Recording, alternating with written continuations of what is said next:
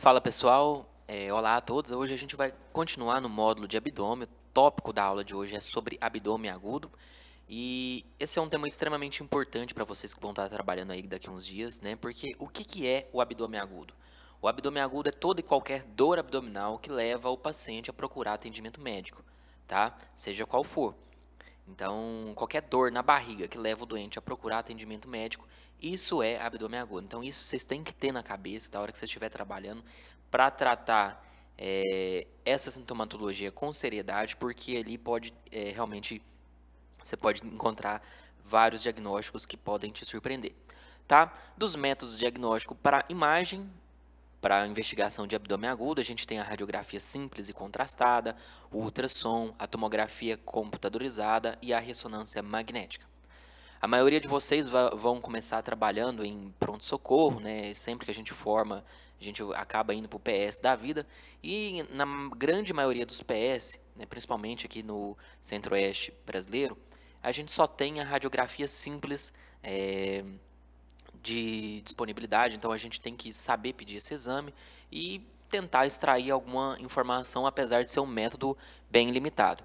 Bom, é, que incidências a gente pode pedir no pronto-socorro de radiografia simples?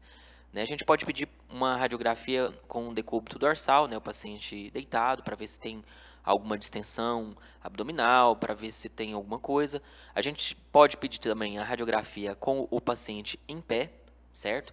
E sempre que pedir com a radiografia na posição ortostática, o paciente ele tem que ficar por pelo menos 5 minutos em pé. Por quê? Porque isso ocorre uma acomodação do conteúdo intestinal e você consegue ver com mais definição aonde é que tem informação de nível líquido, né, nível hidroaéreo. Então, para o método ter uma sensibilidade melhor, você precisa de mais ou menos 5 minutos. Outra incidência muito interessante de ser utilizada é com o paciente na posição ortostática, com os raios direcionados para o centro do diafragma. Por quê? Porque quando o paciente ele fica em pé, caso ele tenha um pneumo peritônio, né, caso ele tenha gás na cavidade abdominal, quando ele fica em pé, o ar tende a se acumular embaixo do diafragma. E quando você direciona o raio para essa região, acaba tendo uma sensibilidade maior e você consegue fazer o diagnóstico de pneumoperitônio, né? Igual nesse paciente aqui, isso aqui provavelmente um pneumoperitônio desse volume, né? Dessas dimensões é uma indicação cirúrgica, tá? No entanto, o melhor método mesmo para fazer avaliação de abdômen agudo no pronto-socorro é a própria tomografia computadorizada. Ela é muito superior a todos os outros métodos, certo? Ela é muito superior ao raio-x, ao ultrassom, à ressonância magnética. Uma coisa que eu peço para vocês, eu sempre falo isso para os meus alunos, é evitem pedir o exame de ultrassom para paciente com distensão abdominal, né? Você vai pagar, o paciente ele vai pagar um exame que não vai servir nada para ele, porque a distensão abdominal atrapalha a aquisição da imagem na ultrassonografia. Então, se o paciente ele tiver distendido, ou você faz uma radiografia simples, ou você faz uma tomografia. Evite pedir a ultrassonografia para essa situação. Bom, esse paciente aqui, essa paciente, né, ela apareceu para a gente com uma dor abdominal aguda. E o que, que a gente viu de interessante aqui nesse caso, né? Que aqui a gente já está numa fase com contraste, observa que o rim está contrastado, tem contraste aqui na aorta, e não existia uma contrastação de algumas alças intestinais. Observem que essa alça aqui, compare a parede dessa alça, onde eu estou passando com a seta, com essa porção aqui mais de cima, certo? Então tem alças que estão contrastando, igual essa de cá, e tem alças que não estão contrastando, certo? Então isso aqui é um sinal de sofrimento vascular. Você tem que pensar que esse paciente ele possa estar tendo um abdômen agudo vascular e que, opa, perdão, e que foi o que realmente a gente conseguiu constatar, né? A gente vê aqui que tem um trombo aqui na origem da artéria mesentérica superior, nessa região. Deixa eu mexer aqui. Ó, a origem, estamos aqui num corte sagital, certo? O paciente está de lado. Aqui a aorta e aqui, onde teria que estar surgindo a artéria mesentérica superior, tem um trombo aqui atrapalhando o fluxo sanguíneo. Quando eu coloco no plano axial, ó, estou subindo, agora eu vou começar a descer o corte, começar a descer, origem da artéria mesentérica superior, tem um trombo aqui, o vaso ele ainda continua e pum, fechou novamente. Então, esse paciente ele tem um diagnóstico de abdômen agudo vascular, certo? Existem os mecanismos de oclusão vascular, pode ser tanto arterial ou venosa. Na grande maioria dos casos, a oclusão arterial é que vai acontecer, né? Ela compromete principalmente vasos calibrosos, mas em outras situações a gente também pode ter uma oclusão venosa, seja por um estado de hipercoagulabilidade, hipertensão portal, o paciente faz uso de estrógeno, tá?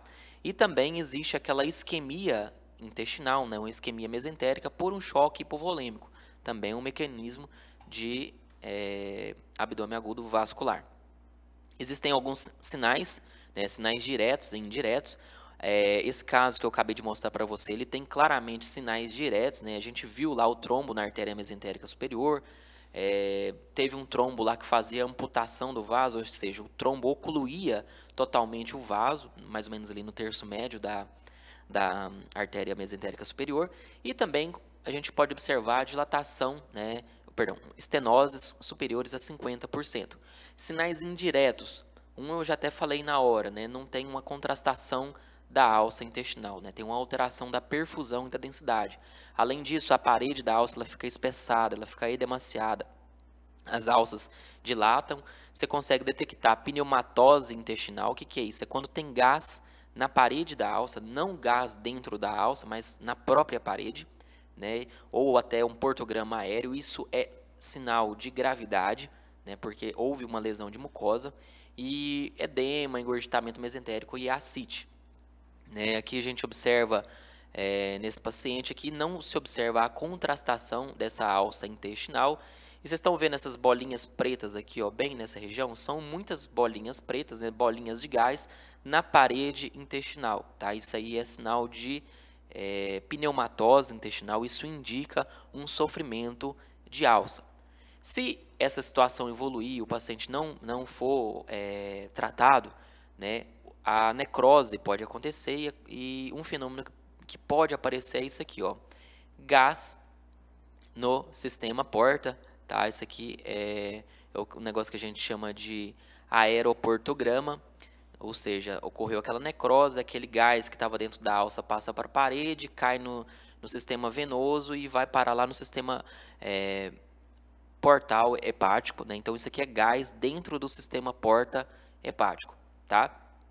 Isso, a gente vai ver um caso ali daqui a pouco, é diferente da aerobilia, né? A aerobilia é quando o ar está dentro da via biliar. Aqui não, aqui a gente tem um aeroportograma, né? Um gás dentro do sistema porta. E a grande diferença das duas condições, de aerobilia e dessa aqui que eu estou mostrando para vocês, do aeroportograma, é que o gás no aeroportograma ele chega na periferia do fígado, não tem aqui na porção central, e chega na periferia, ao contrário da aerobelia, que eu vou mostrar um caso mais para frente para vocês. A aerobelia ela fica concentrada aqui nessa região. Então, nessa região mais central. Então, nesse paciente, a gente vê gás no sistema porta e chegando na periferia do fígado. A gente já falou um pouco sobre colecistite aguda na aula de vias biliares, né? Ela ocorre em 1/3 dos pacientes que são portadores de colelitias, né? Ou seja, de cálculo dentro da vesícula biliar. A grande maioria das colecistites, elas estão associadas a cálculos, né? Existe uma pequena porção de pacientes que desenvolvem a colecistite aguda alitiásica. É uma condição mais rara, ela está relacionada a pacientes que estão internados, né, que sofreram grandes queimaduras, mas a grande maioria das colecistites, elas estão relacionadas à presença de cálculo na via biliar. Então, o cálculo, ele fica ali impactado no infundíbulo da vesícula ou no ducto cístico, né? Isso promove uma distensão da vesícula biliar, um aumento da pressão dentro da vesícula, e isso gera uma inflamação que, se não for tratada, rapidamente evolui para uma necrose, gangrena e até perfuração da vesícula biliar. Certo? A ultrassonografia ela é um método de extrema importância, porque ela detecta muito bem cálculo, né? A ultrassonografia é um método muito bom para ver cálculo no interior da vesícula biliar. Ela consegue ver o cálculo impactado, né? Impactado, como é que ela vê isso, né? Você vê o cálculo lá, pede para o paciente mexer, e o cálculo não sai daquela posição ali do ducto cístico ou do infundíbulo vesicular. Quando a gente palpa, né, o paciente na região da vesícula biliar e tem uma irritação peritoneal, isso é chamado como sinal de Murphy. Se você está fazendo o ultrassom daquela região e na compressão, durante a realização do ultrassom, o paciente sente dor, isso é um sinal que é conhecido como sinal de Murphy ultrassonográfico, tá? Então, o sinal de Murphy ultrassonográfico é quando você está fazendo o exame, ao fazer o exame daquela região, da topografia da vesícula biliar, o paciente sente dor, esse é o sinal de Murphy ultrassonográfico. Esse sinal ele pode ser mascarado com analgésico, né? Então não é, um sinal tão específico. Sinais secundários de colecistite aguda pela ultrassom, a gente pode ver a vesícula dilatada, ela tem um diâmetro maior do que 10 centímetros, a presença de barro biliar, que nada mais é do que uma bile espessa. Outra coisa muito marcada na colecistite é o espessamento das paredes da vesícula biliar, né? A parede da vesícula biliar ela fica com espessura superior a 4 milímetros, e quando evolui o quadro, aquela transsudação de líquido pelo processo inflamatório, você consegue delimitar líquido ao redor da vesícula biliar, que é o chamado de líquido perivesicular, também é um sinal inflamatório. Então, aqui a gente tem uma vesícula biliar, né, com cálculos no interior dela, né, os cálculos são hiperecogênicos, né, muito bem caracterizados ao estudo ultrassonográfico, e provavelmente, se eu medir a espessura da parede da vesícula biliar nessa região aqui, eu sempre meço com ela próxima ao fígado, né, eu meço, e se ela estiver com uma espessura superior a 4 milímetros, provavelmente isso aí é um espessamento por colecistite, tá? Aqui um outro caso, né, que a gente observa um espessamento importante, né, foi medido aqui aproximadamente 0,89 centímetros, ou seja, mais do que o dobro do permitido, então tem um puta espessamento vesicular, tem aqui uma delaminação, né, das paredes da vesícula biliar, você consegue ver aqui camadas da vesícula biliar, e os cálculos, né, essas porções mais branquinhas, né, mais hiperecogênicas, são cálculos. E observem que também tem barro biliar. O barro biliar, ó, o líquido biliar, né, a bile tem essa cor, é um conteúdo anecoico. O barro biliar é um pouco mais espesso, né, esse tom acinzentado aqui, e esse outro são os cálculos biliares.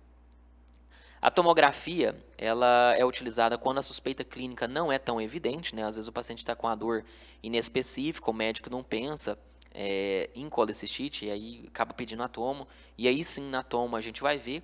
Na tomo os achados são semelhantes, você vai ver também um espessamento das paredes da vesícula, um realce aumentado das paredes da vesícula, né? Sempre que tem um realce maior, isso infere um sinal inflamatório. Além disso, você consegue ver edema da gordura adjacente à vesícula biliar, né? Aquela gordurinha que está ao lado da vesícula, ela fica mais branca, isso a gente denomina de densificação. E também a gente consegue ver alterações perfusionais no parênquima hepático. A ressonância ela é pouco utilizada, é reservada para crianças e gestantes ou pacientes com alergia ao iodo. Então vamos ver aqui nessa tomografia, o que a gente está vendo aqui? A vesícula biliar de dimensões aumentadas. Com certeza, se eu medir daqui até aqui embaixo, essa vesícula ela tem mais do que 10 centímetros. Um cálculo aqui no interior dela, e olha que espessamento parietal importante. Com certeza ela tem um espessamento superior, ela tem uma parede com espessura superior a 4 milímetros. Então isso infere um processo inflamatório da vesícula biliar. Aqui também a vesícula biliar com paredes espessadas, aqui até um pouquinho de líquido ao redor da vesícula biliar. O líquido é essa porção cinza que eu estou mostrando aqui. E esse outro exemplo, cálculo aqui, a vesícula biliar de dimensões aumentadas, e olha como fica a gordura ao redor da vesícula. Ela fica mais branquinha, ela fica densificada. Compara essa gordura aqui com a gordura dessa região do abdômen. A gordura ela tem que ser bem preta, né? Ela tem que ser pretinha. Aqui ela está uma gordura que a gente fala borrada, está densificada. E também um pouco de líquido perivesicular, tá? Aqui novamente, uma vesícula biliar inflamada e com alterações perfusionais. Observem que a cor do fígado, o fígado que está em contato com a vesícula biliar, ele tem uma impregnação diferente pelo contraste. Observe a cor do fígado aqui nessa região e observe a cor aqui, é uma cor diferente. Aqui nessa região também, nessa outra fotografia que eu estou mostrando, existe uma alteração perfusional nessa região.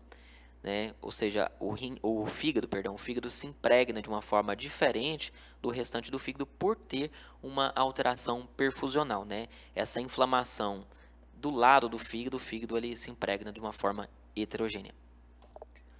Bom, pessoal, eu queria que vocês prestassem atenção aqui. Isso aqui é um exame de tomografia de abdômen. Aqui a gente está num corte axial e aqui numa reconstrução coronal. Estou colocando os dois aqui para vocês verem correlacionar um lado com o outro. Bom, vocês estão vendo essa tripinha aqui onde eu estou mostrando com a seta, ó, essa bem pequenininha aqui. Esse é o apêndice secal, certo? Esse é um apêndice secal normal, tá? Observem que as paredes do apêndice ela é bem fininha, né? Bem fina a parede do apêndice. Se eu medir a espessura do apêndice, essa espessura vai dar mais ou menos aí uns 0,6 centímetros, né? Então é uma espessura que está aí dentro da normalidade. E outra coisa muito importante, a gente observa gás no interior do apêndice secal, tá? Então aqui a gente tem o apêndice no corte axial, né? Ele chegando no seco, né? Isso aqui é o seco, do seco sai o apêndice e esse é o apêndice secal. No corte coronal, vamos ver aqui. A gente tem aqui o apêndice secal também. Observa o apêndice, ele vem para cá e entra no seco, né? O seco é essa alça maior aqui com conteúdo fecaloide. Saiu aqui e veio o apêndice secal. Agora eu quero que vocês prestem atenção aqui na ponta da seta. A gente observa essa bolinha aqui. A gente vai continuando. Na verdade, essa bolinha é uma estrutura tubuliforme. Ela vem para cá e entra aqui no seco, né? O seco é isso, né? Então, no plano coronal, pra vocês entenderem melhor, aqui tem o cólon ascendente, né? O seco aqui, e chegando no seco tem essa bolinha, essa estrutura tubuliforme aqui, que é o próprio apêndice secal. O que vocês acham? Esse apêndice ele está igual ao anterior que eu mostrei para vocês? Não, né? Primeira coisa, a gente observa que ele está espessado, né? Ele está com as paredes mais espessas. Eu vou medir aqui mais ou menos, mas a espessura do apêndice aqui ela já está aqui de 1,2 centímetros. Ela está quase o dobro da espessura daquele apêndice que eu mostrei anteriormente. Outra coisa, a parede está tão espessada desse apêndice secal que eu não consigo ver ar dentro dele, né? Não tem ar no interior do apêndice secal aqui, né? Além disso, se vocês voltarem um pouco no vídeo, vocês vão concordar comigo que aqui nessa porção existe uma impregnação pelo contraste, né, iodado. Está mais branquinho aqui quando eu injeto contraste. Então isso é tudo sinal de inflamação no apêndice secal, ou seja, esse paciente ele tem uma apendicite aguda. Se vocês forçarem muito a barra comigo, vocês vão perceber também que existe uma leve densificação da gordura ao redor do apêndice. Se você comparar a gordura aqui ao redor do apêndice com a gordura que está fora do apêndice, por exemplo, nessa região, a gordura normal ela é bem mais pretinha. Então, esse caso aqui é um caso de apendicite aguda, né? É um diagnóstico muito frequente na prática clínica, compromete principalmente adolescentes e adultos jovens. Ela pode decorrer da hiperplasia linfóide ou da presença de fecalito causando a obstrução do apêndice secal e levando à inflamação. Os sinais e sintomas, eu sou radiologista, eu não tenho pretensão de ensinar isso para vocês, né? Vocês sabem muito mais do que eu, né? O paciente ele vai ter anorexia, dor umbilical, periumbilical, que migra para a fossa ilíaca direita. O paciente tem náusea, febre, um pouco de leucostória, a urinálise pode ser positiva, né? Então, na radiografia simples, ela geralmente é um exame normal. Mas existem alguns achados, né, que o pessoal descreve, são achados, na minha opinião, muito inespecíficos, né? Ninguém libera um paciente só com uma radiografia de tórax, uma radiografia do abdômen falando que ele não tem apendicite, mas alguns achados podem aparecer, né? O ilho sentinela, a gente pode ver um aumento da densidade de partes moles na fossa ilíaca direita. Um achado que pode aparecer com frequência é o apendicolito, né? Nessa radiografia que a gente consegue ver essa bolinha aqui onde eu estou circulando, bem aqui nessa região, né, no sacro à direita, tem uma bolinha branca. Isso aqui é uma bolinha calcificada, isso é o apendicolito, tá?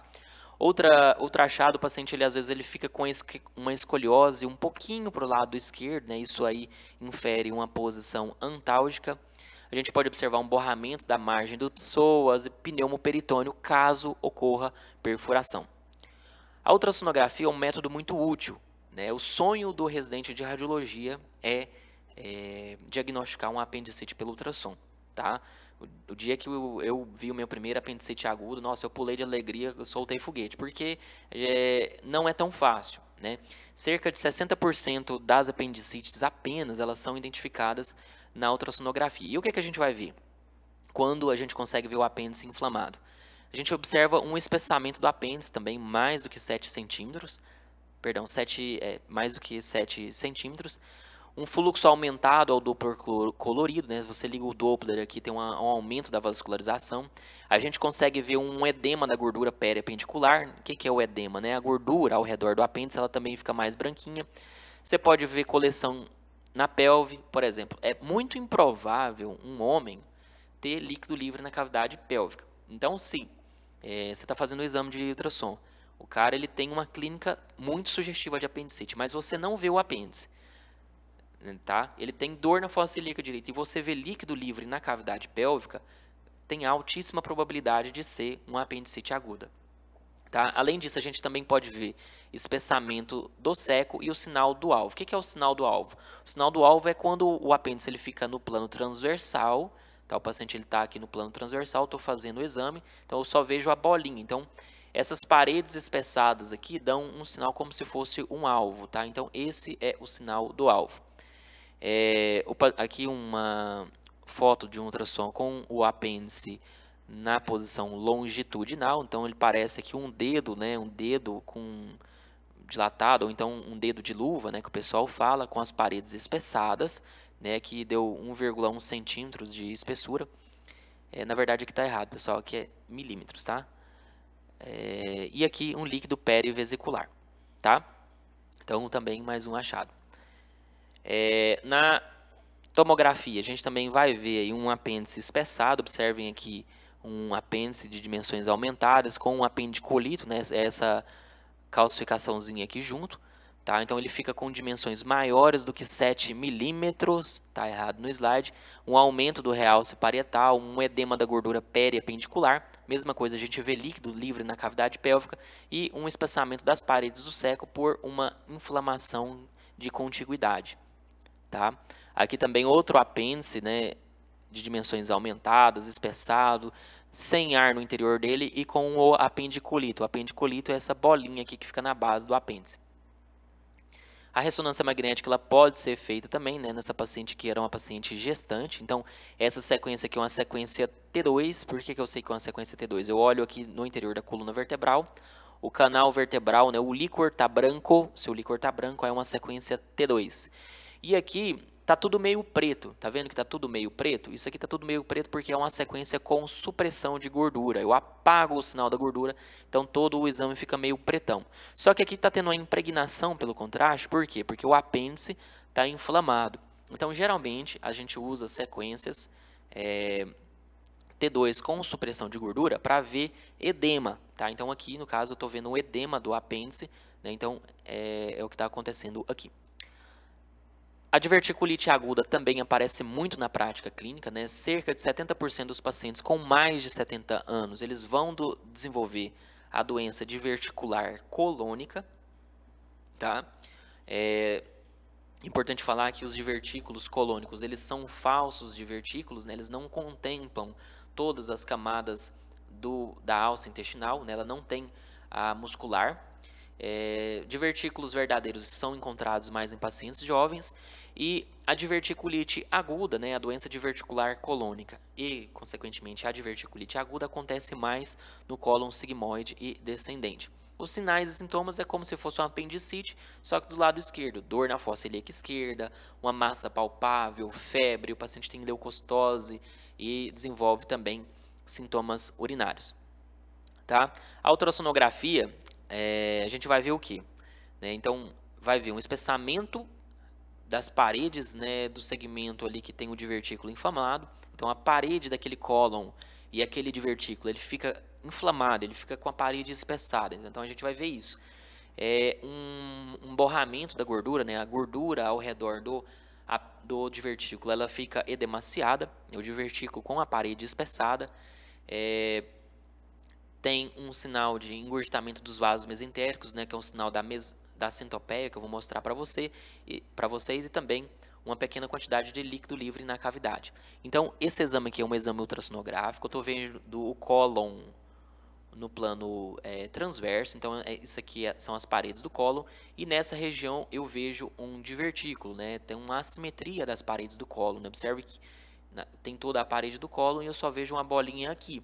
Aqui eu vejo o espessamento da parede com um pouquinho de gordura ao redor, e a gordura ao redor do processo inflamatório, ela está mais branquinha, ela está hiperecogênica por uma inflamação. A tomografia ela é o melhor método, né, porque ela tem uma sensibilidade muito maior, ela consegue ver pequenos divertículos e diverticulite aguda em fases iniciais. Tá? Então, observem, compare a espessura das paredes dessa porção do intestino com aqui, né, aqui no cólon descendente. Eu estou vendo um puta espessamento das paredes do cólon. Aqui tem um divertículo, tá vendo essa bolinha onde eu estou circundando? E ao redor a gente vê um pouquinho de líquido e edema da gordura junto ao divertículo. Então aqui a gente tem um puta quadro de diverticulite aguda. Aqui também um espessamento das paredes do cólon, né, por causa de uma diverticulite nessa região, que é um processo inflamatório também. Aqui no plano sagital, observem que aqui eu vejo uma alça também aqui transversalmente. Observe um espessamento das paredes dessa alça. Compara a parede dessa alça nessa região com essa região aqui do cólon. Observe que aqui, ó, a espessura da parede é fininha, é como se fosse uma lâmina de papel. E aqui onde está doente, onde está inflamado, está um puta do espessamento. E ao redor um borramento da gordura pericolônica, né, inferindo aí um edema da gordura pela inflamação diverticular, né, uma diverticulite aguda também.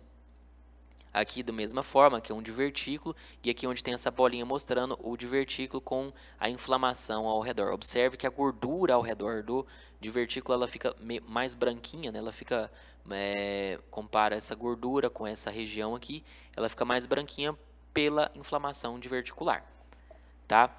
Existem algumas complicações. A perfuração ela pode acontecer, né, do divertículo, isso leva a uma formação de pneumoperitônio localmente ou em toda a cavidade, né? Imagina uma alça colônica, né? Aquilo ali perfura, é cocô que vai cair, então favorece a formação de abscesso e também pode levar à formação de fístula, né? Fístula colovesical, fístula colovaginal, fístula colocutânea. Essas fístulas elas são mais comuns nos homens porque ao redor da região que geralmente inflama aqui no sigmoide, pela presença do útero nas mulheres, aquilo ali acaba sendo uma barreira, né? Então não é muito comum uma fístula do cólon para o útero, porque o útero ele é muito tem uma parede muito espessa, né? Muito forte. Então, essas fístulas colovesicais, ou seja, do cólon para a bexiga, ela é mais frequente nos homens. Então, aqui vamos observar, aqui, ó, nessa primeira foto, tem um cólon sigmoide de paredes espessadas, com vários divertículos na parede, e um borramento da gordura, né, ao redor, inferindo alterações inflamatórias. Vocês estão vendo essa bola aqui, ó? Essa bola aqui é um corte parcial da bexiga, e aqui vocês estão vendo mais a bexiga. Notem que a bexiga ela tem um conteúdo líquido e tem ar, nessa coisinha preta aqui, é ar no interior da bexiga urinária. Isso está acontecendo por causa de uma fístula, né, de uma comunicação do cólon sigmoide com a bexiga. Então esse paciente ele tinha uma doença diverticular, um divertículo inflamou, gerou essa puta inflamação, e essa inflamação intensa ali junto com a bexiga urinária, promoveu uma fístula e aqui a gente consegue ver ar no interior da bexiga urinária.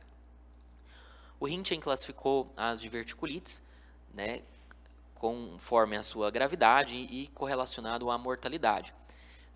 Classificação de Röntgen do tipo 1 é quando você tem um abscesso pericólico confinado, um abscesso só ali junto à diverticulite. Quando você tem um grande abscesso que vai para a pelve, isso é uma classificação de Röntgen 2. Quando esse abscesso ele rompe, tá? E leva a uma peritonite generalizada, você tem uma classificação de Röntgen 3. E quando o paciente ele desenvolve uma peritonite fecaloide, ou seja, cai realmente cocô na cavidade, isso acontece pela... Perdão, deu um bug aqui na internet. Isso acontece pela... perdão, quando há uma classificação de Rinchier do tipo 4, ocorre uma peritonite fecal, né? E isso tem uma alta taxa de mortalidade. Beleza? Bom, vamos falar agora sobre a apendicite epiploica ou apendagite epiploica, né? Lembrando que os apêndices epiploicos eles são estruturas adiposas, né, e pedunculadas aqui junto à serosa do cólon que se projeta aqui para a face externa, né? Então, esses são os apêndices epiploicos. A apendagite ela decorre de uma torção desse apêndice epiploico ou trombose da veia que está passando aqui no interior dele. E na grande maioria das vezes, o local mais frequentemente visto, né, junto à junção reto-sigmoide, né, ali na transição do reto com o cólon sigmoide. Os sintomas geralmente é uma dor abdominal aguda, localizada, ali no quadrante inferior esquerdo. O paciente ele apresenta um bom estado geral, afebril, tem contagem de leucócitos e VHS normais ou pouco elevados. Então, como é que é a imagem da apendagite epiploica? Vocês estão vendo essa bolinha aqui, ó? Essa bolinha, o conteúdo dela é um conteúdo pretinho, é um conteúdo com densidade de gordura, né? E edema ao redor, né? E com essa densificação da gordura ao redor, junto do cólon, tá? Então, a imagem é bem essa, é bem clássica, é bem típica, né? A gente não vê divertículo inflamado. Observe que a parede do cólon aqui, a parede do cólon, ela não está espessada, tá? Então, é um processo de inflamação apenas da gordura, né? Ali do apêndice epiploico. Então, a imagem vai ser isso, a imagem ovalada, com densidade de gordura, do ladinho do colo, né? Então, do cólon, né? Com um edema da gordura adjacente. Sem espessamento do cólon, né? Geralmente na tomo sem encontrar, você pode ver um ponto hiperatenuante, que infere uma trombose da veia, e eventualmente pode ser notado também o espessamento do peritônio visceral, né? Com realce ali anelar em torno do apêndice epiploico, que é essa impregnaçãozinha aqui ao redor do apêndice, tá? Vamos falar um pouco sobre o infarto omental, né? O omento é aquele grande avental de gordura que liga ali a curvatura gástrica, o cólon transverso, baço, diafragma, né? E recobre as alças intestinais. Então a gente vai observar uma área de necrose do aumento por uma insuficiência vascular. Ela é mais comum em paciente idoso, obeso e também pode comprometer criança. Cerca de 50% das vezes vai ser idiopático, né? O restante ela decorre de uma manipulação cirúrgica ou mesmo um trauma prévio, e a grande maioria acomete a porção mais direita aqui do aumento. Então, o que a gente vai observar, né? No quadro clínico, né? O paciente ele vai ter dor na fossa ilíaca direita, uma febre, uma massa palpável, dolorosa, alterações gastrointestinais. O exame de sangue ele pode ser normal ou ter uma discreta leucocitose. E outra coisa importante, o tratamento, na grande maioria das vezes, ele é conservador e raramente a gente observa uma complicação. Vamos ver essa imagem aqui? Isso aqui é uma laparoscopia, né? O que é essa imagem aqui? Onde eu estou passando aqui com o mouse, isso aqui é a parede abdominal, tá? Então, isso aqui é o próprio peritônio recobrindo a parede abdominal. E aqui a gente tem a alça de Delgado, e observem que a alça ela está colada, aderida à parede, e tem essa bolinhazinha preta, tá? Então, isso aqui é o próprio infarto omental, né? Então, quando tem o infarto omental, ele tende a promover uma aderência de alça intestinal com a parede abdominal, tá? Isso aqui geralmente se desfaz sozinho, se o paciente ele evoluiu para a cirurgia por outro motivo, e aqui desfez a cirurgia, ou perdão, desfez a aderência pelo infarto mental. O infarto mental é essa bolinha aqui, mais vermelhinha aqui, e onde estava aderido, né? Notem que também tem um pouco de líquido livre na cavidade, né? Um líquido livre sanguinolento, mas geralmente evolui muito bem, tá? Aqui na imagem, o que a gente vai ver? A gente vai ver uma alça, né?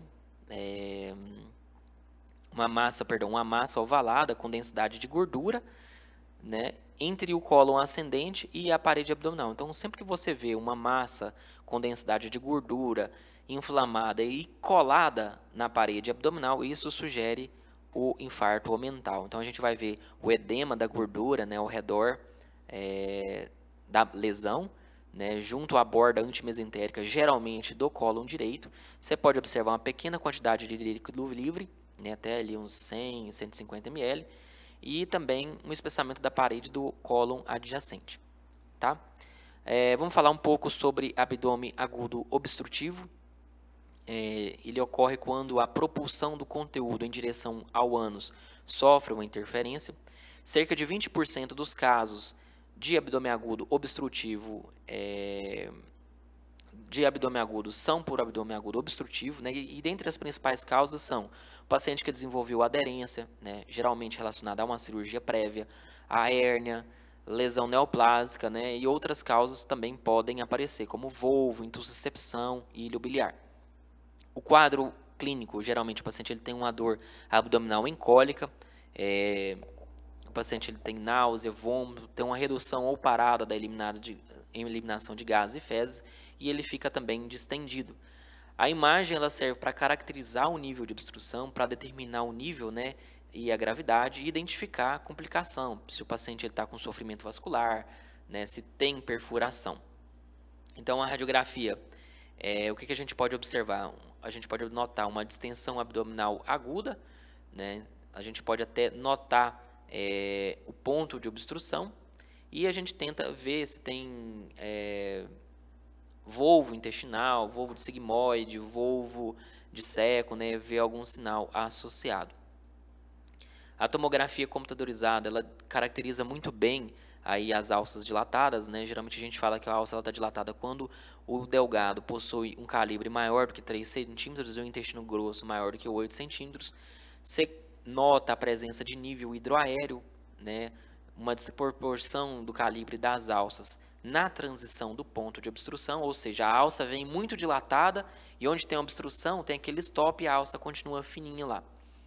Outro achado que a gente costuma ver também é material fecal no interior do delgado, né? Ou seja, aquele material fecal ali no delgado. Isso ocorre por um refluxo de conteúdo fecaloide, uma redução do conteúdo gasoso na ampola retal, né? Quando você não vê gás na ampola retal, isso infere que o paciente ele realmente tem uma obstrução. E caso essa obstrução ela evolua por mais tempo e não seja corrigido, o paciente ele pode evoluir para isquemia mesentérica, né? Ele evolui ali com espessamento de alça, engurgitamento de vasos mesentéricos, formação de pneumatose e também a ausência de realce da parede. Em relação às hérnias, a gente pode ter hérnia interna ou hérnia externa. Hérnia interna é quando ocorre uma protrusão de segmento intestinal através de uma abertura, né, do peritônio ou mesentério, né? Pode ser por algo congênito ou adquirido. E a hérnia externa é quando tem uma protrusão de segmento intestinal através de um defeito, né, da parede abdominal. Ano passado, não sei se vocês vão lembrar, eu devo ter colocado uns 2, 3 casos para vocês de, por exemplo, o paciente ele tem uma hérnia inguinal, aí entra uma alça de delgado ali, aquilo ali leva a uma obstrução, e isso é um abdômen agudo obstrutivo por causa de uma hérnia encarcerada, tá? Em relação às hérnias internas, elas podem ser paraduodenais, né, perissecal ou através do forame de Winslow, e também transmesentérica e transmesocólica, intersigmoide ou retroanastomótica. Essas aqui elas estão aumentando de incidência pelo aumento das cirurgias de gastroplastia. Então, as hérnias internas, como é que a gente caracteriza na imagem? Como é que é a imagem de hérnia interna? Você vai ver um monte de alça intestinal agrupada, né? Você vai ver um bolo de alça agrupada. Elas geralmente estão justapostas à parede abdominal. Você consegue notar um engurgitamento vascular com alteração do trajeto do vaso, ou seja, o vaso ele não tem uma distribuição habitual. O vaso ele fica indo ali para aquele acúmulo de alça, né? Ou seja, o vaso ele está com o seu trajeto deslocado. A gente pode ver também ascite, espessamento parietal, que infere aí sofrimento de alça. A hérnia paraduodenal esquerda, né, ela é a mais comum das hérnias internas, né, ela representa cerca de 75% das hérnias, e ela vai ficar lateral à quarta porção do duodenal, né? As alças intestinais, elas entram através da fossa de Lancert. Essa fossa de Lancert, ela está ela é uma variação anatômica, né? Ela está presente em 2% da população e ela fica ali alojada atrás do ligamento de trás, tá? Como é que é a imagem? Você vai ver um monte de alça jejunal, olha aqui tem um bolo de alça jejunal agrupada do lado esquerdo do abdômen, né? Aqui um corte mais inferior, a gente consegue ver o mesentério, né? Os vasos mesentéricos, né? Indo em direção, ou seja, com um trajeto aqui não habitual, né, dando esse aspecto aqui de cogumelo, né, que é um sinal aí descrito também. As hérnias internas paraduodenais à direita, elas representam 25%, elas geralmente estão inferiores à terceira porção do duodenal. O que vai acontecer aqui? Vai ocorrer uma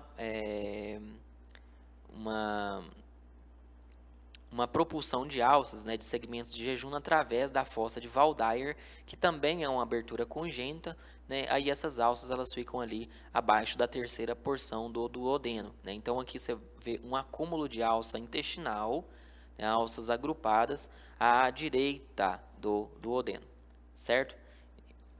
Em relação ao volvo, né, que é uma obstrução em alça fechada, né, é uma torção da alça do intestino ao redor de um ponto fixo, né, do mesentérico. O intestino ele roda em torno de si mesmo, em torno do mesentério, produzindo uma obstrução em alça fechada, né, e geralmente essa torção desse pedículo, isso aqui promove um estrangulamento vascular. O volvo de Delgado ele é mais comum nas crianças, ele está relacionado à má rotação intestinal, ou se em adulto está relacionado à aderência pós-cirúrgica, né? Então vamos ver aqui um pouquinho sobre